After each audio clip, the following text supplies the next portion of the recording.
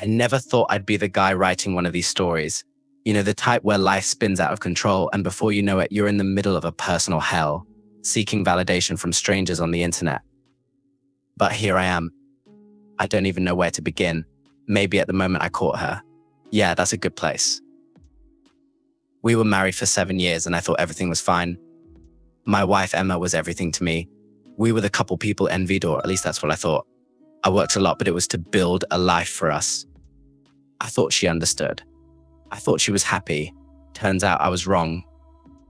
It started with small things. She was glued to her phone more than usual, smiling at messages she would quickly hide when I walked into the room. She started staying out late, saying she was going to girls' nights or yoga classes. Call it instinct, call it paranoia, but deep down I knew something was off. I didn't want to believe it though. I loved her too much to even entertain the idea that she could be cheating on me. One night, she told me she was going to a friend's birthday party and she'd be home late. I decided to follow her. It felt dirty and low, but I had to know. My gut wouldn't leave me alone, so I waited until she left, grabbed my keys, and trailed her car at a distance. She didn't go to any party.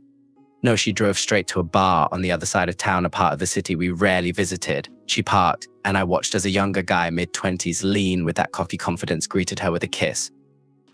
I'm not ashamed to admit I nearly threw up in my car. My body went numb as I watched them walk into the bar together, arms wrapped around each other like they'd done this 100 times. My mind was racing, screaming, telling me to go in there, confront her, cause a scene. But I didn't. I drove back home, my heart pounding, barely able to keep the car straight. When she came home that night, smelling of alcohol and cheap cologne, I didn't say a word.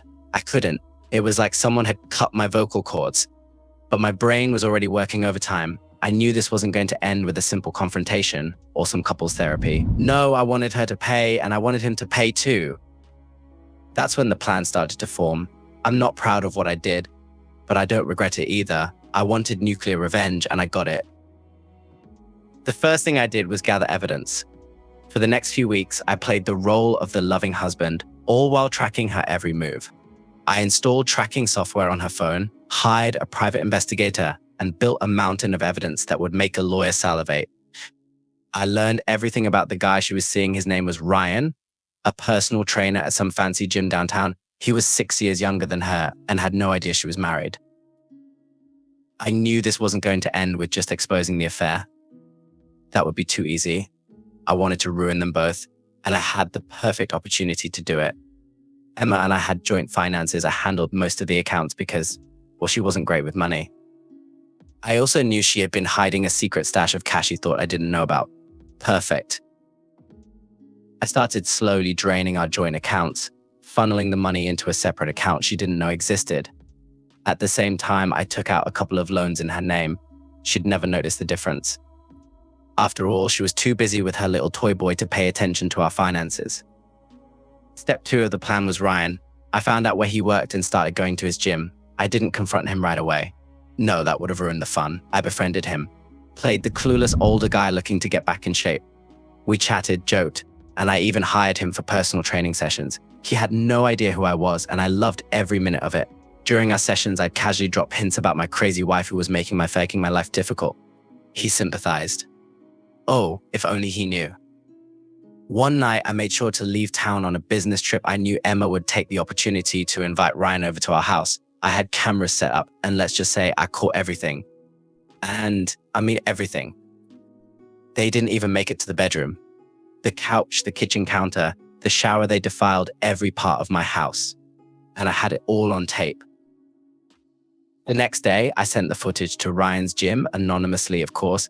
I also included a lovely note explaining that their star trainer was sleeping with a married woman and using their facilities to hook up with clients.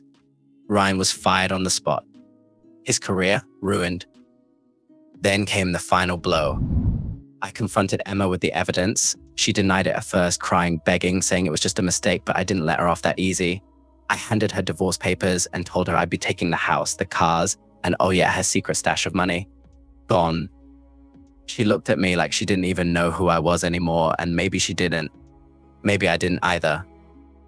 As I write this, Emma is staying with her parents, trying to figure out how she's going to survive without me. Ryan, Last I heard, he's living in a crappy apartment, barely making ends meet with side gigs since no reputable gym will hire him after the scandal. Do I feel bad? Not in the slightest. They played with fire and they got burned. I'm just the guy who lit the match. Thank you so much for watching. If you enjoyed this story, don't forget to like, share, and subscribe for more. Your support means everything, and I can't wait to bring you even more incredible content. Until next time, take care and stay tuned.